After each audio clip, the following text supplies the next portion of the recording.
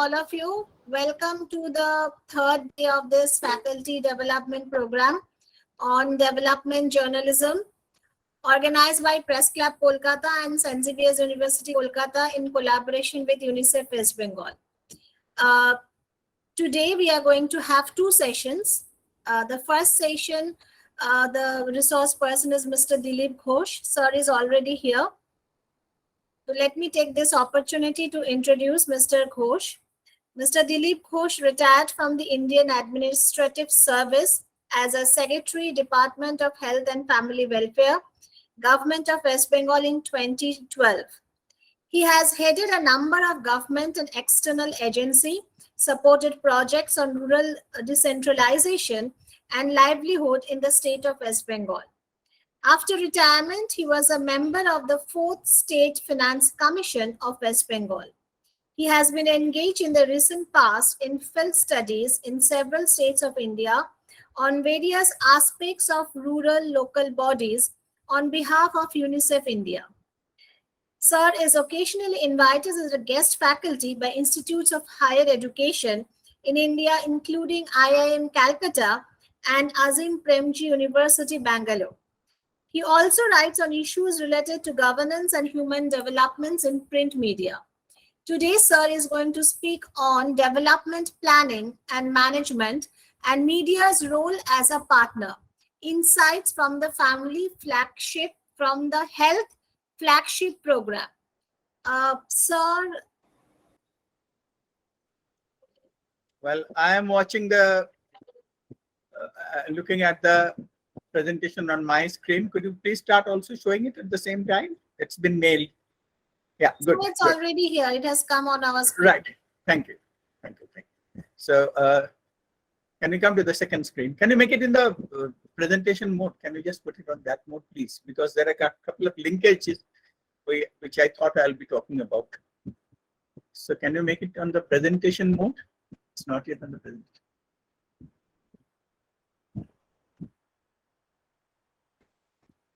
Devayan, please go to the is it on the presentation mode? Because okay, even if it's not there, it's fine. I mean, so we have actually two mandates today. One is to understand what makes effective development planning and management in implementing development programs, and second is what we expect medias to do to sort of to act as partners in the program, which they really are, and to tell us the stories about where these things are going. Now, I'll begin naturally with the first question. And what the first question, the difficulty is in the adjective effective, because any government program, any development program that you think about, we really don't know whether it is effective or not till a certain time has passed, right? I'll just give you one example. There was a program called Integrated Rural Development Program, which had run for 18 years. It started in 2018, and it started in 1980, and somewhere at the end of the century, 1999, people realized that this program has only been able to help about 17% of the beneficiaries who it has supported in crossing the poverty line. So in these programs, it's very difficult to say whether a program is effective after a certain time has passed. So effectiveness, understanding effectiveness is again a very, very nebulous and difficult concept. And the only time we understand effectiveness is after a certain time has passed, not before. Now, coming to the next one. Can you come to the next slide, please?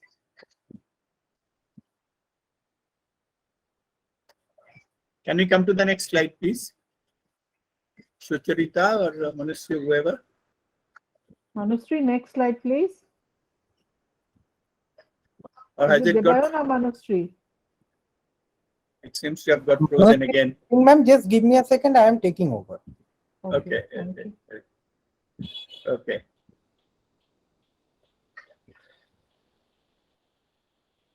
But tell me one thing, we're looking at the list of participants. Would it be more convenient if I speak in Bangla? Sir, English is fine. It's okay. Yeah. Right. Okay. Good. So can you come to the next slide? Now before we, okay, let the slide move on its own pace, and let's talk about what exactly are we talking about when you say, development programs. I remember long back,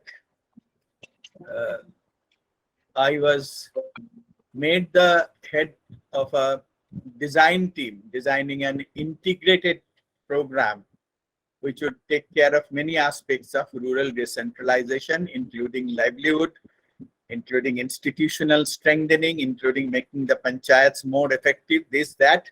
It had a whole lot of agenda. And I really was, quite at a loss to understand how exactly do we begin? Where are we?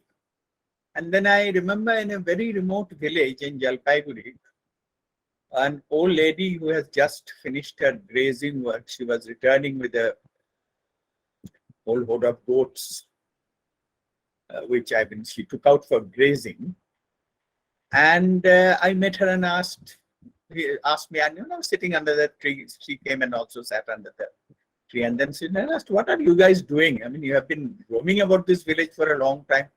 I just couldn't make out. You keep on asking all kinds of questions. What do you want really? Then I said, actually, we are trying to find out what kind of program would be of help to people like you.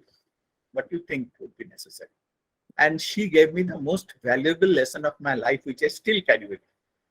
She said, "See, you can't take care of all my needs. You are not God. Ensure three things." Which are the three things? First thing, when I fall sick, I get treated. And this has to be taken care of by the state if you really want me to get out of poverty. That's where most of my money goes, getting myself treated. Second is, when my children go to school, let the teachers teach them. So that was it was like that famous Bhuter Raja three, those of you who are familiar with the Gopi Baga story, know that these are the three more that all people want. First is, of course, that he doesn't fall sick, and if he falls sick, there's the system to take care of him. Second is that his children get educated. She is not talking of her own education because it's beyond her. Then when there's no work for her, she said, at least I should get some work somewhere.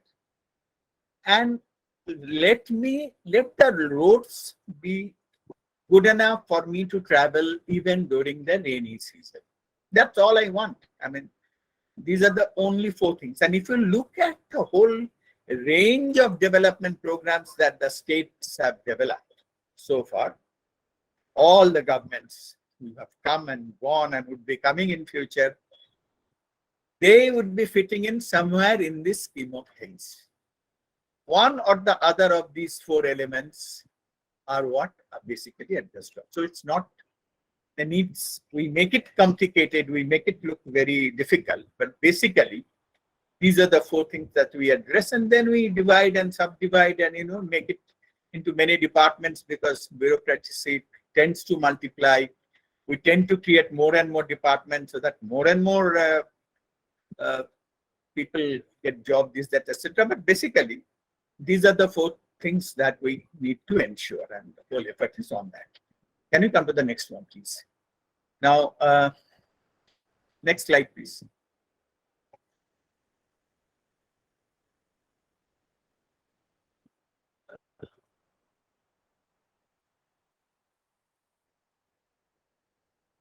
So Divan, I think sir is asking to change. Huh? Thank you so much. yeah, okay, right. Yeah.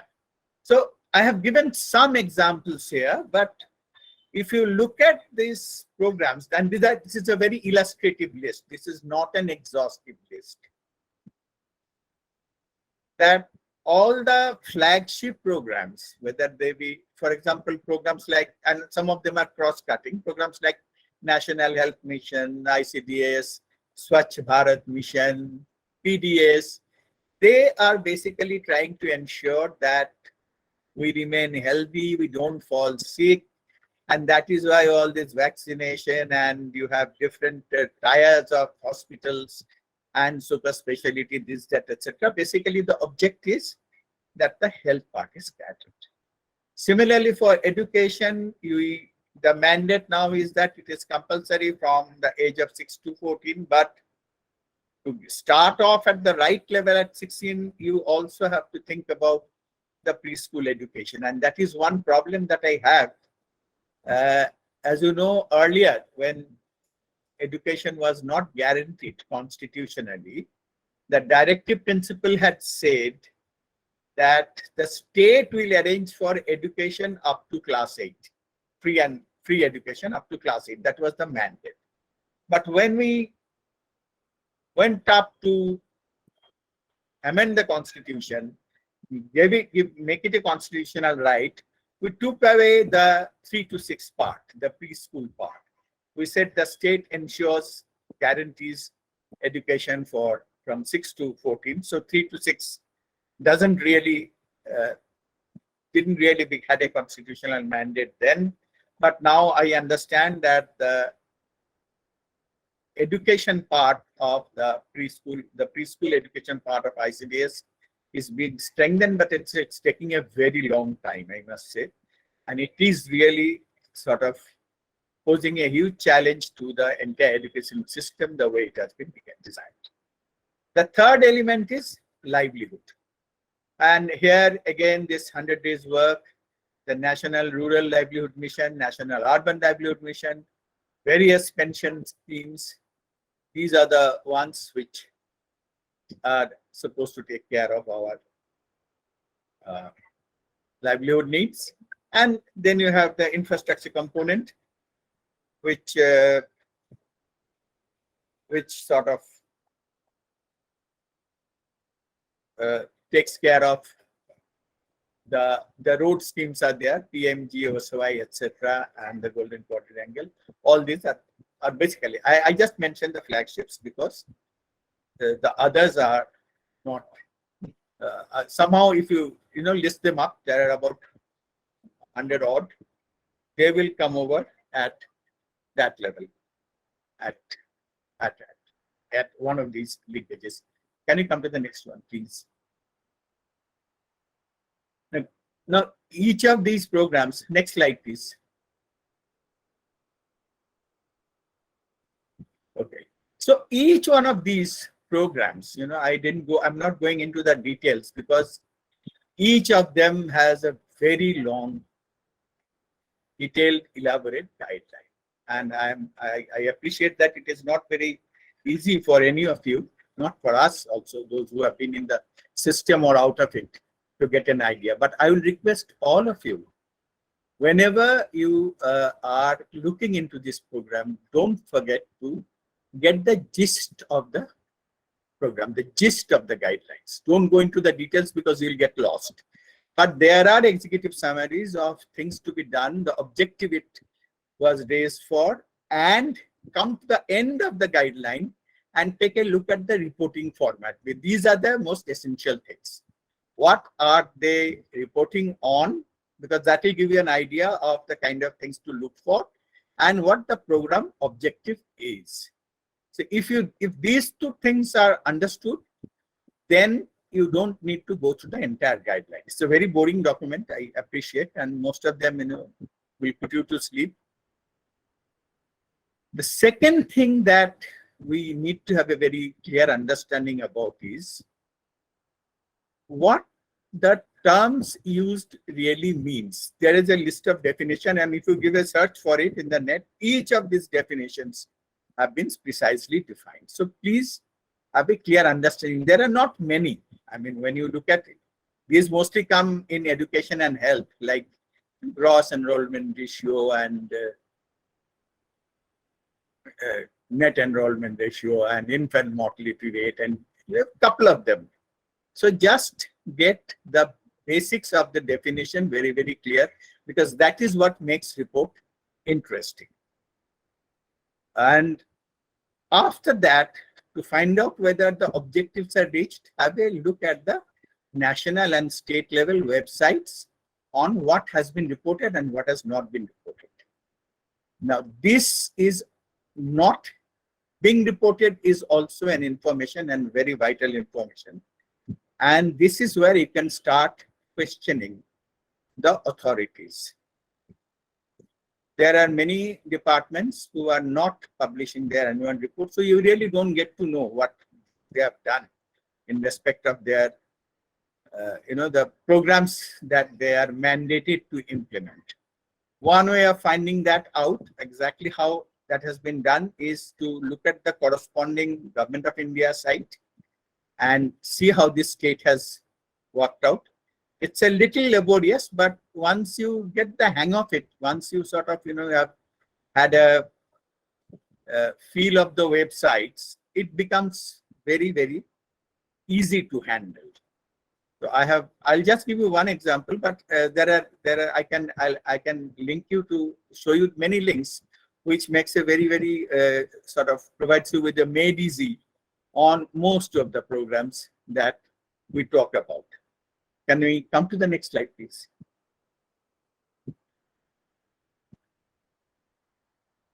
Yeah.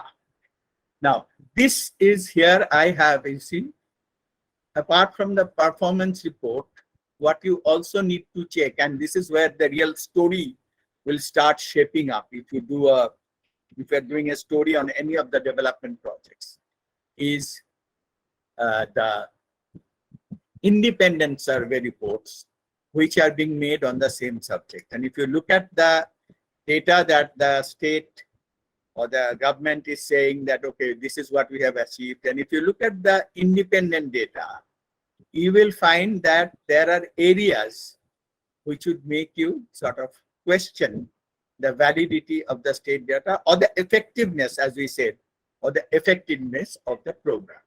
Now, which are the data to look at? I have provided you here with a list of links which may be very useful. Can we click that one by one and find out whether it's working? It's not, I can't click it from here. The census GIS is a very, very effective tool. I use it very frequently because it sort of helps me to drill down right up to the village if I want to give you an idea of, the demographic details and other infrastructural facilities. Some of them, whatever features in the census book, you can look at it at a very granular level, at a very disaggregated level. So that is a very interesting thing. Then you have the National Family Health Survey. I have used the second link, this link here. I have used it for a presentation which I'll be sharing with you right now. This is the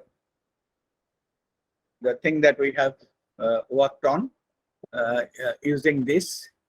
The third is the Government of India online directory, which again is the departmental websites basically. So you can click on them and visit the websites that you need.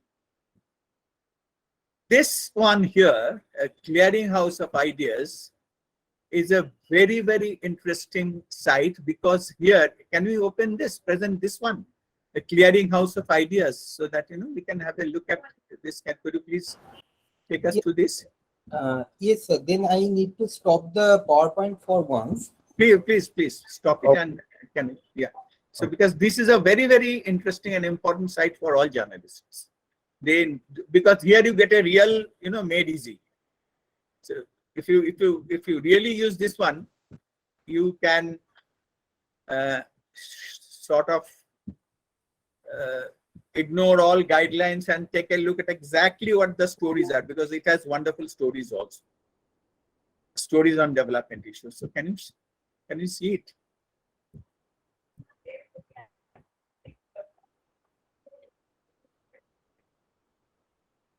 Just a second. Yes.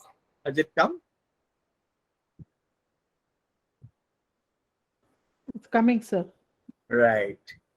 Because I initially thought that I would be, no,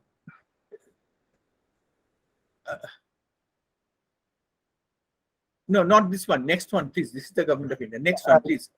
Next Just give me a second. Right. Yeah. Next one.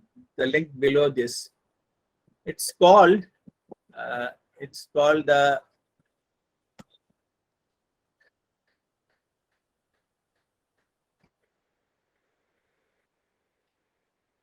This one, sir? a clearinghouse of ideas info. Yeah.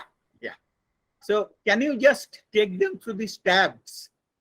If you can just take them through these tabs, I suggest that all of you, see, this should be shared. See, if you look at this tab, you get all the, these headings through which you can enter into the, on the program performances, on the problematic issues, and you can, from this story, you can compare it with the story that you have found in your area, and it covers almost all the sectors I have talked about, but in a different frame. But if you sort of click and go into each of these, you'll find how beautifully this whole thing is updated every month, and it's got a whole list of stories. It's full of reports as also stories. If yes, just scroll up a bit. No, not scroll down, scroll up. Put it on the top of, yeah. Here you see there's a part which talks about the reports, and there's a part which mentions the states. So if you want to look at a particular state and any report on that state relating to a particular sector, you will find them all here. So here you have all the reports, and there you have all the states. So from this, if you click any of the states, come down and you'll get West Bengal. If you click the report on West Bengal, or the tab on West Bengal, there you will get all the important reports on West Bengal which has come out so far, including the National Family Health Survey and all others which have featured till now. So this would give you access to both the official information as also the major stories which have been developed on these themes over the years. So this site is very, very, very interesting. Apart from the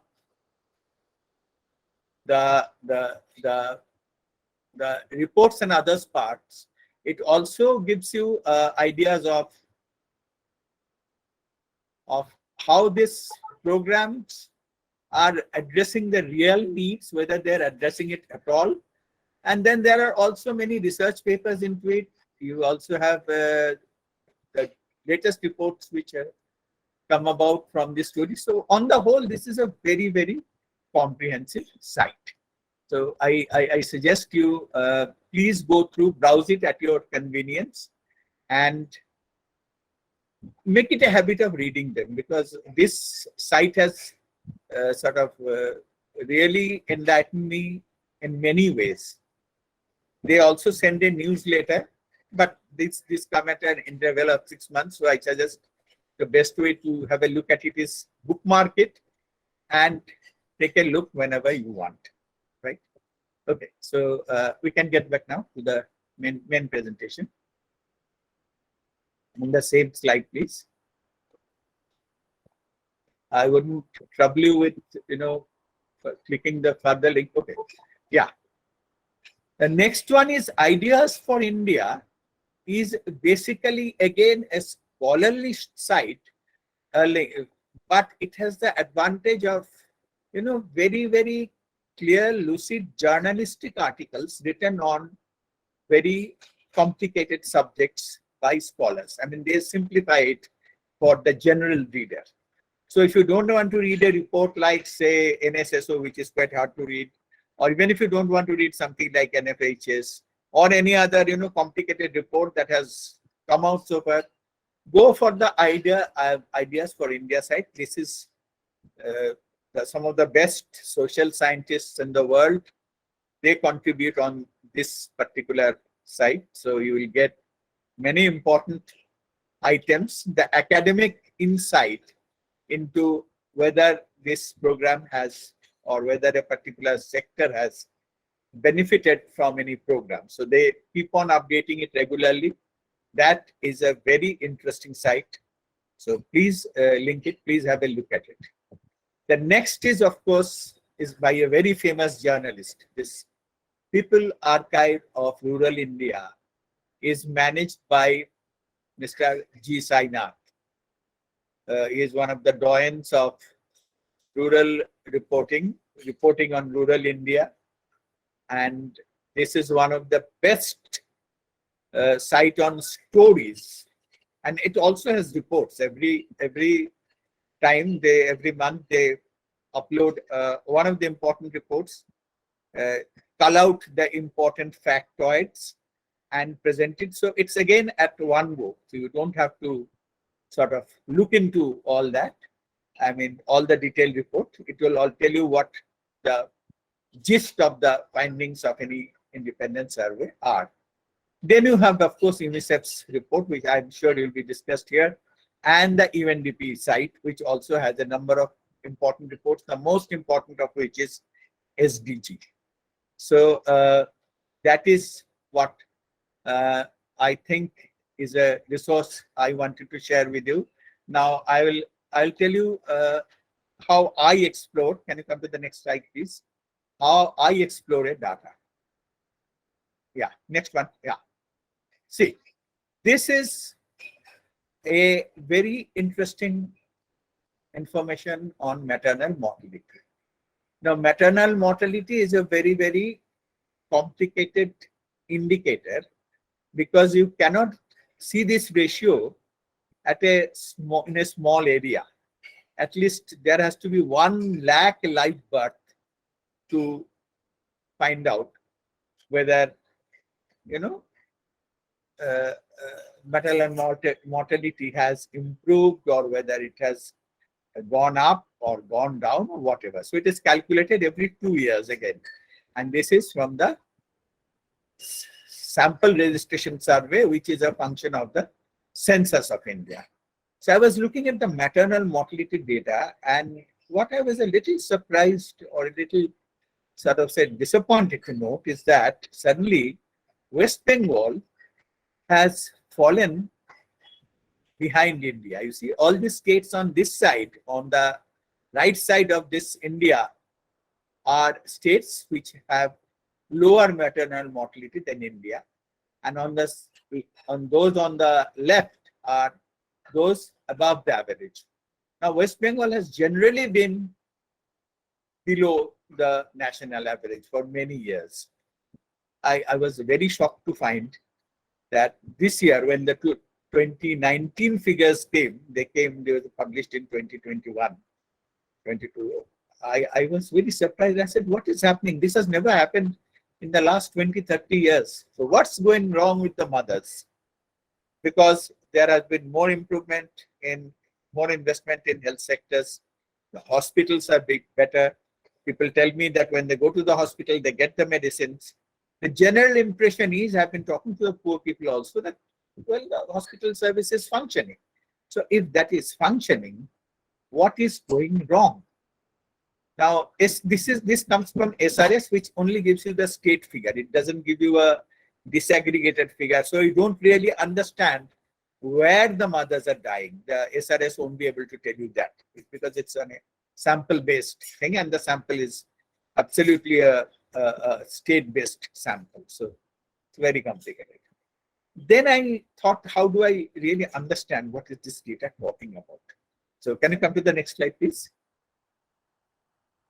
Then I thought I would look at it historically, I mean, if you look at this slide, you'll see I have captured in it about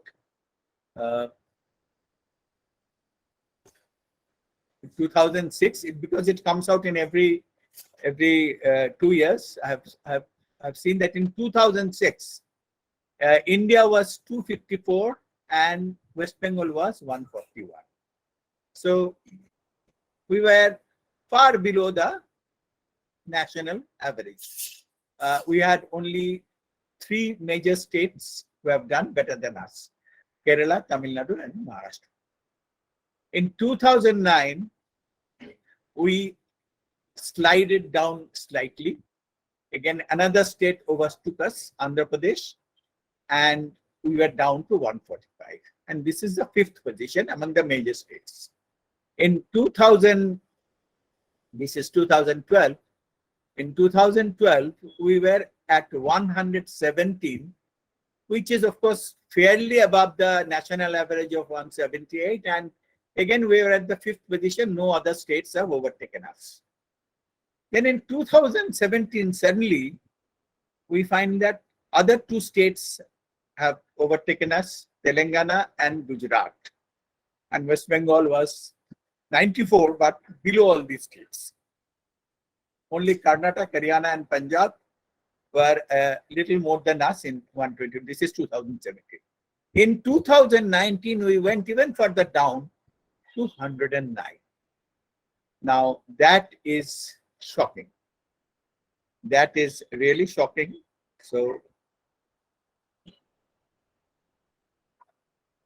we thought that let us look at some of the other things. What is happening in West Bengal? Because no one could really tell me what's wrong, what's going wrong there. And it is such a huge denominator upon that I didn't really understand. Then there was a link here called the NFS GIS. The link is there in the slide above. So come to the next slide. I started taking a look at other things that might affect maternal mortality. This one is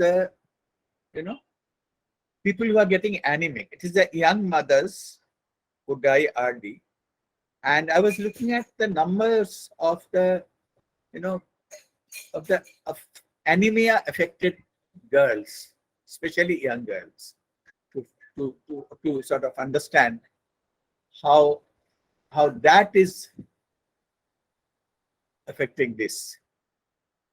And if you look at us, this is a cutoff point of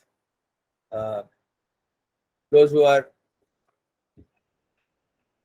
below this thing. This gives us the percentage of women who have anemia in all India, and West Bengal has 70.8% who have anemia compared to only 27.9% in Manipur. And most of the states are, less than us. Only Jammu and Kashmir and Ladakh have figures worse than us. Barring that, anemia is something that has not affected other states. So we are worse than others. So from that, I thought that why can't we drill down to the district? So can we come to the next slide, please? Where I was looking at West Bengal. Within West Bengal, what is the situation like? And this is amazing, because if you look at this figure within West Bengal, any idea which district has a literacy rate of even higher than Kolkata? It's Purba Medinipur.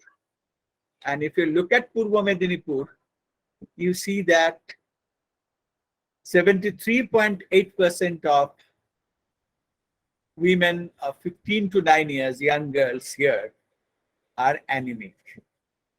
Compared to the poorer districts like Uttar Dinajpur, or even Malda, or Kuch Bihar, all these states, or even Murshidabad, you see, all these districts are supposed to be poor.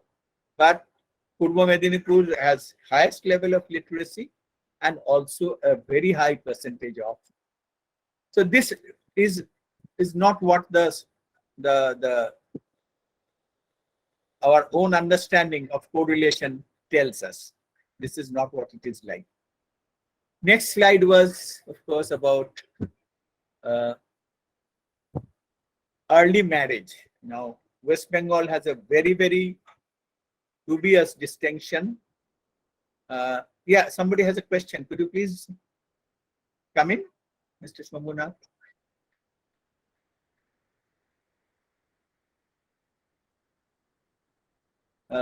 The hand has been raised. Sucharita Ministry. Somebody wanted to say something. Hello. Yes, yes, please. Please, Bolun.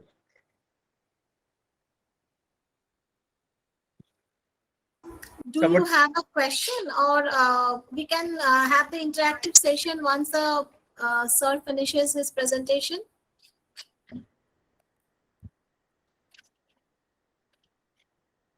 Yes, sir. I think that we'll take questions later. Okay, right. Press So Club let me Kolkata. go ahead. Yes, The yes, hand has thank been you. raised. I believe Thank he has an issue. Thank you. So this is the status of who are either married or pregnant in West Bengal. The table here would, in India and the state of West Bengal in it. Naturally, the kind of, ranking that I have done, West Bengal is on the red because we are right at the bottom of the list with a very, very high figure. So this again, I don't understand. I don't know why is it that we are getting married earlier than people where the literacy rate is even lower than us? So last time when I was in Calcutta, the sociology department of Haldia Government College, they invited me for a session with their students. And I thought that an opportunity because that would give me an opportunity to talk to people from Purva Medinipur. So I wanted to talk to them and find out what exactly are happening. And these are young people, college students. So I said, why do you think this is happening? And they had also done a survey in their areas on this issue. Not on these issues, on many, on some of the health related social issues, of which I think this was one. They didn't have the right question, I felt, because they went by whatever the way we inquire.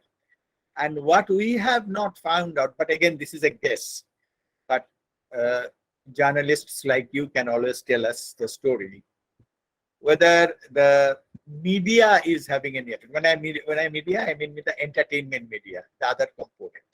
Because this is the response I got from a number of parents when I did a survey on the Kanyasri program way back. When I told them, why is it that the children are getting married so early? They said, where do you think we are responsible? Good number of them are eloping on their own. So look at the kind of films they keep on seeing. I really don't know, because this item has not featured in any survey whatsoever to what extent films or TV serials influence our decision to get married. But then I found that, this is just, I am not saying there's a correlation, but the longest running Hindi serial, which ran for 8 years, I think from 2008 to 2016, is a serial called Balika Vodhu. So I'm not saying that is responsible for what has happened, but I'm just trying to find out whether the kind of stories the children are exposed to, and these are children basically, anybody under 18 is children, is having an impact on this thing. Now let's come to the next slide, which again is I think it deals with Bengal. Can we come to the next slide, please, Mr. Vadari? Can we have a look at the Bengal scenario, how it has shaped up? Yeah, so this is the Bengal story. This is where all the 15 to 19-year girls are saying. And why I'm focusing on 15 to 19? Because getting pregnant at that age has a huge, huge risk. Your body is not ready to be a mother, and getting married also means that you are open to being a mother, which is again a risky proposition.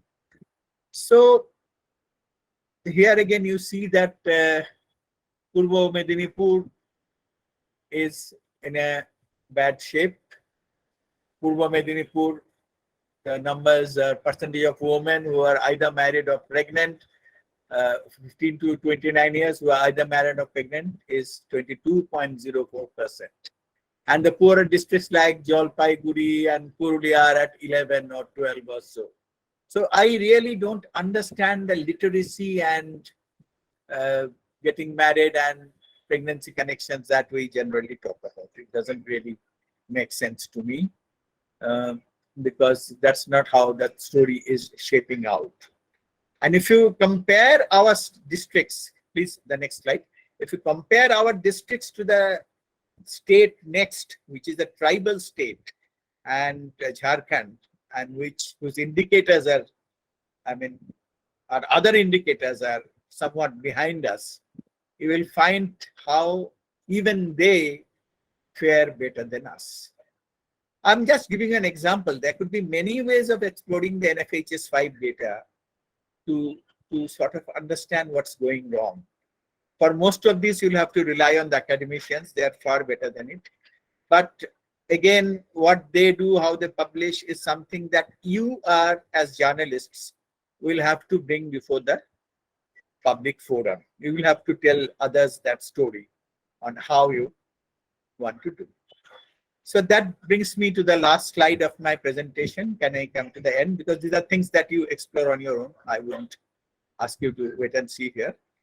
So last slide was, what is my expectation from you as a development partner? One expectation is the kind of stories. Please come to the last slide. Next slide. One expectation is that Sir, can I just intervene once? Yeah, These yeah, are please. all faculty members who teach journalism and mass communication, as we had mentioned. Okay, right, Yes. right. So they will be grooming students right. who So will be prospective journalists. right. Yes, sir. Thanks. So Over to you. maybe so I have a better forum to convey my expectations, because it is how they shape they teach their students to shape the story that readers like me get to hear the story. So I would suggest that if it is possible to teach them to place the story in a bigger context. Many of the sites which I have shared with you does precisely that. They place the story, especially Mr. Sainath's site, that Rural India online site. They place the story in the midst of a national kind of findings to tell us what's going wrong. I made a very weak attempt in understanding, or rather laying before you, the confusions that we have in accepting the given truth, the truth as it is given to us, saying that these are correlated and these are not correlated, and then maybe we're also missing something. Like one health expert I've been talking to a couple of days back. He said, fine, you are looking at the antenatal care data and you're saying that all 4 antenatal cares have been done, but you are not finding out what has happened after the antenatal checkup has been done. Did that mother go to where the risky pregnancy is identified? Were they sent to the place where they're supposed to have a safer kind of or more higher level of care? Did it happen this way? So that really is something that we need to understand, whether we are getting all the information that we ought to get from the information that the state is providing us with. And questioning the state is also very important. This is my last bullet in this slide. Talks of a story called Amla Shol, of a village called Amla Shol, which the press had. It was a breaking news in the newspapers way back in 2004. It was an eye-opener for the state, because it told us of villages where people didn't have food amidst a situation where things were pretty good. Otherwise, you didn't really have that kind of poverty in West Bengal in 2004, so that people died of not having enough to eat. And although this story was later followed up, what we tried to do as development practitioners was to find out what exactly was wrong with Amlasol. Why is it that people are not getting enough food? And when we look at all the data and visited this village and villages like this, we found that these are small villages nearing the forest where there were no alternative means of livelihood except to survive on minor forest products, which as the Forest Act got more and more stringent, they were robbed of. They didn't have any land. And the number of households in that villages are also too small to raise any significant voice politically to raise their problems. These are small, such isolated villages where similar problems had faced. And this sort of within a year, we had to start off with a program called Shahai to go ahead with it. A similar thing had happened in Kerala with, Kerala has very advanced performance in infant mortality, but then they found that in a tribal village called Atapadi, a lot of children died. And that sort of shocked the whole nation because Kerala's figures are comparable to European countries. So breaking stories are very important, and understanding what has happened, helping the state also to understand is what, my expectation as a development journalist, which as such, development journalism is not a very fashionable subject. I mean, people also always throng for political journalism. It's, the special secretary home or the home secretary has far greater attraction, is able to attract far more journalists than the rural development secretary or the women and child development secretary or even the health secretary. Unless, of course, there's something or the other going wrong with the health department and there's a sensational story. But these are things that can really help shape the state. I'll stop there and we can take up the discussion. Thank you very much. Thank you so much, sir. It was indeed a very nice and in-depth talk that you delivered. If you have any questions from the audience, Orgho sir is here, Dr. Orgho Mukhopadhyay. Dr. Orgho Mukhopadhyay, you can unmute and say your question. Good evening. Orgho here. Sir, you are We not can't hear audible. you.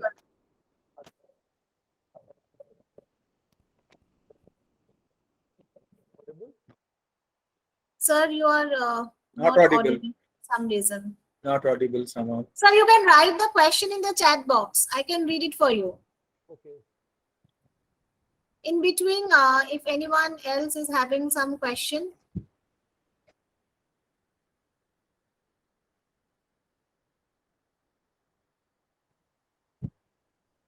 There was another hand raised some Yeah. time back by Shambhunath. Somebody, is he still around? No, I think he left. He left the meeting. No, he has raised Oh, he's again, there. Mr. Haldar. Yeah, Uh-huh. Shambhunath Yes. Haldar. Yeah. So, Mr. Shambhunath Haldar, if you can ask the question.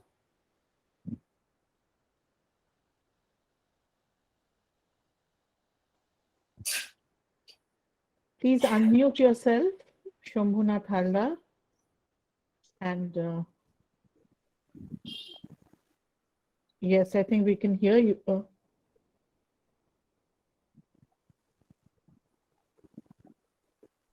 Mr. Haldar, if you can also write your question in the chat box. Somehow it's not audible.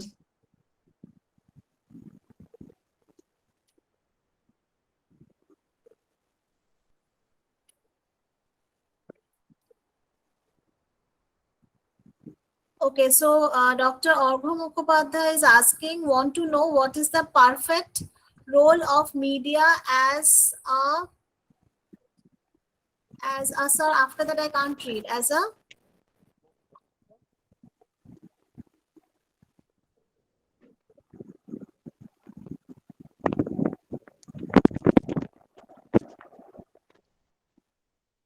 the last portion has not come. I want to know what is the perfect role of media as a,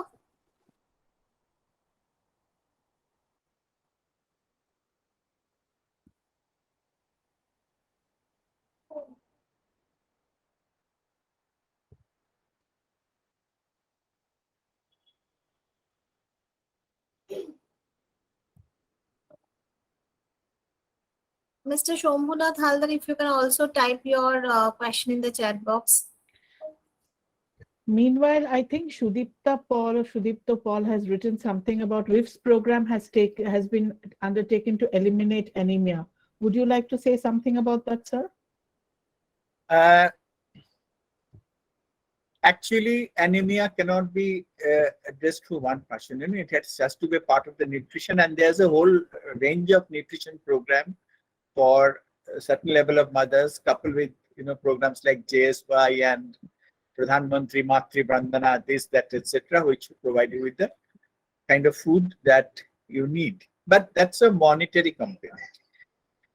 Addressing anemia is something that the whole society has to sort of really undertake, because no particular single program can really address this issue. It's a very, very complicated issue, and among the ladies here, faculty members, I would also advise you to get your blood checked, because it is not just related to poverty level.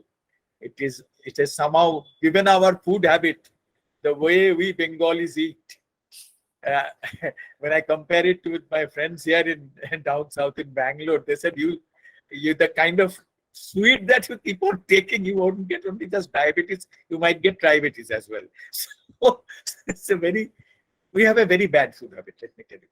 And there are certain food which can take care of your iron needs, things like sojane data. These are things that drumsticks. These are very simple things, but somehow the junk food habit is really getting into our blood in a very bad manner, making things riskier. So this is so true. Dr. Orgho Mukhopadhyay has written the question now. He is asking, want to know what is the perfect role of media as coordinator or mediator? I guess, it's very difficult for me to say, but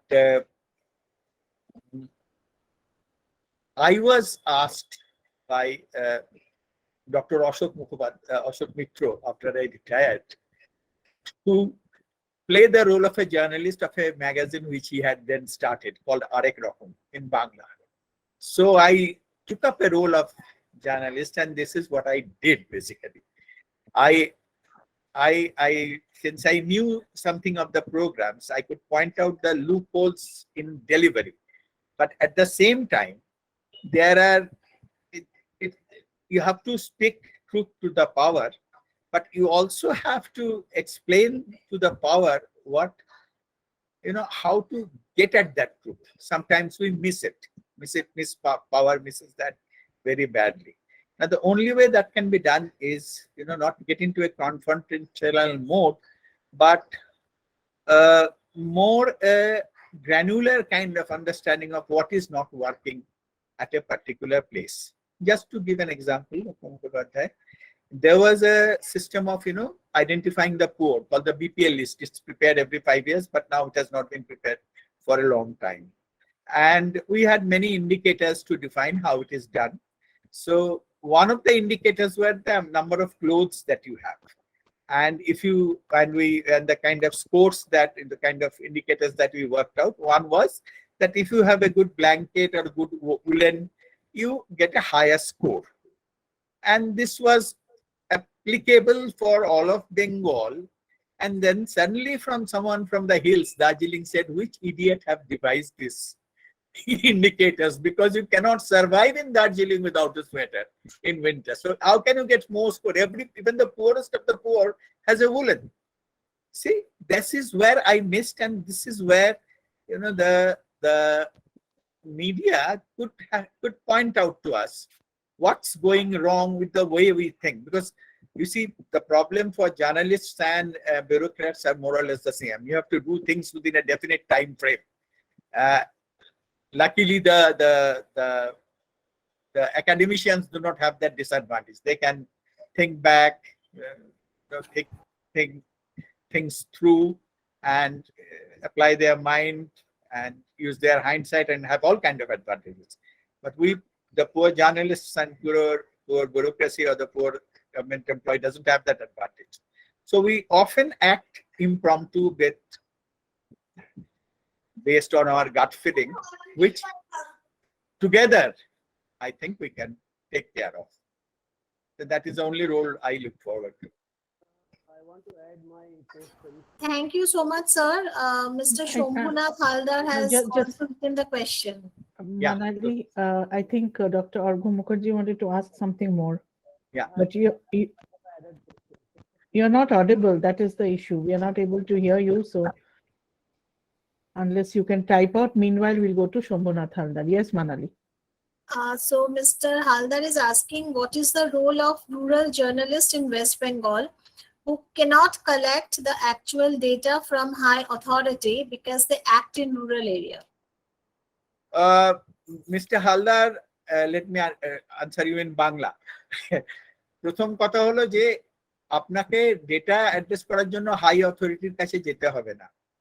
আপনি on your own, if you have access to net, আপনি data জোগাড় করতে পারেন। কারণ এখন মোটামুটি সব তথ্যই পাওয়া যায়, কিন্তু ওই মুশকিল হচ্ছে যে খুঁজতে জানাটা একটা ফ্যাসিলিটেশন লাগে, যেটা possibly the institutions like St. Xavier's University can facilitate, because link, Ami kayekta link, I have provided a couple of links. You will find more links as you explore these areas to find out how you can get very granular data. The district uploads, for example, for 100 days work, they have very granular level of data available on their website. Only thing is you have to get acquainted with it. A little bit of acquaintance, some patience, some more focus on development journalism would help you do that. And organizations and like Unicef and others are always there to help. So if you work together, an organization like Unicef and other academic institutions, and you get together, you can get very, very good data. Sutrang, don't wait for on the mercy of the of the bureaucrats to provide you with the information. You can get it on your own. অনেক তথ্য আছে যেগুলো I'm not in touch with any bureaucrat in Kolkata at all. So whatever I've been showing you is what is available in public domain. আমি কাউকে জিজ্ঞেস করিনি. I don't even know most of the people now. I've spent 10 years. So I really don't know many of them. So Thank you so much, sir. I think Dr. Mukhopadhyay has again raised the hand. So, sir, Yeah. you want to ask anything? Yes, sir, am I audible? yeah, you're very Now audible. you're audible. Yeah, Yes, yes. excellent. Yeah. Sir, specifically what you have given the example, yes, obviously 2004. I want to know a specific clarifications from you for Yeah. we, the teachers who teach to our student, and as well as I am also a journalist. When the Kailas Mura was died in poverty, in the starvation death, firstly, the district magistrate, it was denied. The small papers they wrote that was the hunger death from Purulia, Amlashol. Then the government they have denied. That was Mednipur, I think. It was Mednipur. Mednipur. Mednipur. Yes, Mednipur. And they have denied firstly. So where is there is any kind of that kind of thing is the fact check or anything else from where the reporters or our student to whom we will teach, if they ask that what is the area where they could get the fact check, or the thing is that this is right, and yes, obviously they can stick on it. Dr. Mukhopadhyay, let me tell you first of all that in India, we really have very, very poor understanding of cause of death. All the deaths that are recorded, registered, only about 20% cause of death is specifically known. Rest is really not verified because it is very difficult to, we don't have that kind of mechanism. And I wrote a fairly longish article, I think for Anandabajar or somebody during COVID, because the question of COVID deaths also started coming up. And we really don't know how many died of COVID and how many died of other kind of illnesses because the normal health system was not functioning. So, you see, whether it was starvation or not, initially, of course, the district magistrate would go on in denial. If I had been a district magistrate, I would also go on in denial because no government would, and nobody for certain can say that this is a death due to starvation. The the medical system would always sort of come up with some reason or other. And normally, I used to laugh when I was in health when people said he died of heart failure. Of course, the heart would stop if you die. And that is a very tautological kind of reason that we give. It is really not a cause. So, but the death was very important. Nobody would confirm starvation, but you see that people did wake up to that report, and that is what matters. Whether it was due to starvation, whether it was due to malnourishment, whether it was due to something else, is very difficult for anybody to say, and district magistrates everywhere in India would go on denial.